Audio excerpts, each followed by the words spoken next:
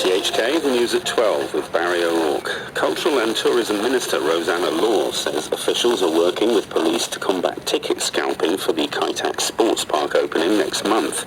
Some people have been reselling their tickets online at prices far beyond $10, despite a real name registration. Ms. Law called on members of the public to stay vigilant against scams. She spoke on a radio program. If you try to buy tickets above face value or buy from scalpers, you will only encourage more scalping activities. Since we have broadcasts on 4 TV channels, there's no need to scramble for these tickets that come from unknown sources and could even be fake. Roundtable lawmaker Michael Teams says he would welcome the rumoured changes on the $2 fare concessionary scheme for senior citizens. Sources say that officials are mulling to impose a cap of 8 trips per day.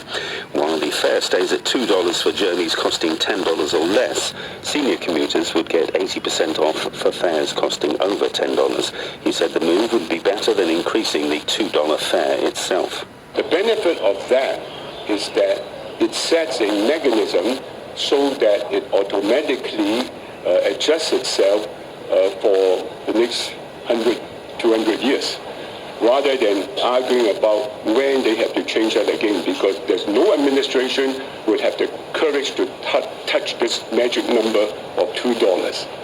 All right, so to change it into a percentage would be the best thing. The hugely successful Chinese blockbuster film Nerds 2 may inspire other filmmakers in the country to push the needle more, according to a local film critic. The animated film, based on an unruly boy who battles dragons and defies destiny, hits the big screens in Hong Kong today after smashing box office records on the mainland and abroad. Speaking on RTHK's Trending China program, local film writer Elizabeth Kerr said the movie has brought a breath of fresh air to the global filmmaking community. MHz 2 is one of those things that is very much lightning in a bottle. People will try and repeat it, and you can't force it. This was organic. It happened, no one will ever be able to tell you why this worked for this, this year, at this time, in this country, this movie. Why was it such a thing? Nobody can.